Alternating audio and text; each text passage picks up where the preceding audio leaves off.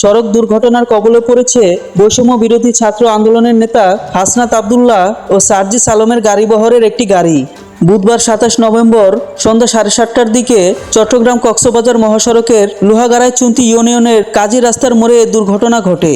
জানা গেছে, চট্টগ্রামের আদালত এলাকায় উগ্রবাদীদের হাতে হত্যার শিকার অ্যাডভোকেট সাইফুল ইসলাম আলিফের কবর জিয়ারত শেষে শহরে ফিরছিলেন হাসনাত আবদুল্লাহ ও সার্জিস আলম।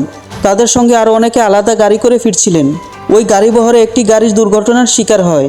দোহাজারী হাইওয়ে থানার ভারপ্রাপ্ত কর্মকর্তা ওসি শুভরঞ্জন চাকমা বলেন, বৈষম্য বিরোধী ছাত্র আন্দোলনের সমন্বয়কদের বহরে থাকা একটি প্রাইভেট কারের সঙ্গে একটি ট্রাকের ধাক্কা লাগে। এতে কেউ হতাহত হয়নি, তবে গাড়ির সামনের অংশ ক্ষতিগ্রস্ত হয়েছে। চালকসহ ট্রাকটিকে লোহাগাড়া থানায় পুলিশ আটক করেছে। এ বিষয়ে জানতে লোহাগাড়া থানার ভারপ্রাপ্ত কর্মকর্তাকে একাধিকবার ফোন দিলেও তিনি ধরেননি।